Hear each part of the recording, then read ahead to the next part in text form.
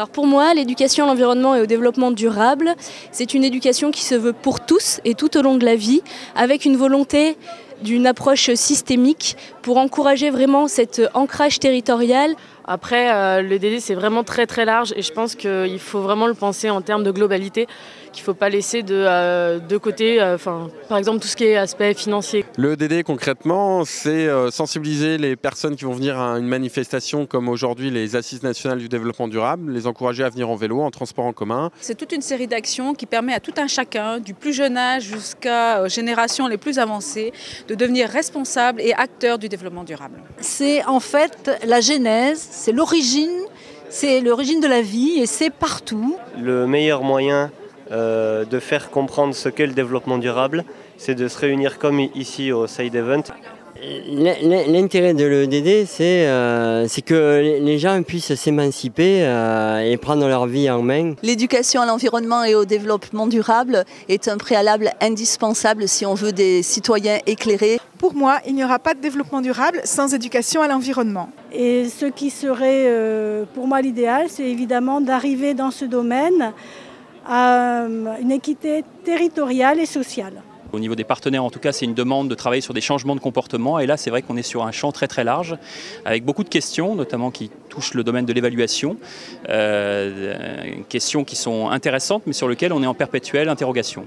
Il faut en priorité motiver les politiques pour que vraiment ça bouge vite, parce que c'est pressé, et ne pas oublier la mer. Le EDD, c'est un moyen pour agir sur son territoire. Pour moi, c'est une transversalité, une action transversale qui intéresse tous les secteurs d'activité et plus particulièrement les différents schémas qui sont SCOT, PLU, SRAT, CRAE.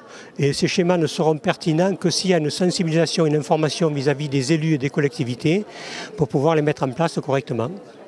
Pour moi, l'éducation à l'environnement et au développement durable est un outil extrêmement important pour les politiques publiques pour faire comprendre les enjeux à tous et toutes, quelle que soit la sphère, que ce soit chez les élus, dans la sphère professionnelle ou dans la sphère familiale. Donc c'est vraiment l'outil adapté pour faire muter notre société vers un développement durable. Il n'y aura pas, à mon avis, de transition énergétique sans éducation à l'environnement. L'éducation à l'environnement vers le développement durable, donc, qui permet d'émanciper les gens pour mieux agir d'une manière responsable sur leur environnement, qu'il soit naturel ou technologique. C'est sensibiliser les générations futures aux grands enjeux du développement durable.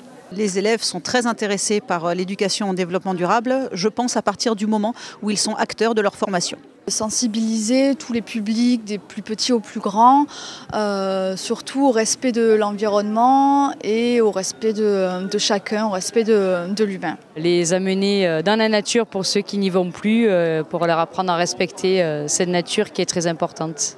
Le EDD, c'est une vie, des vies. C'est relier, éduquer et aménagement du territoire. C'est le plaisir, c'est la créativité.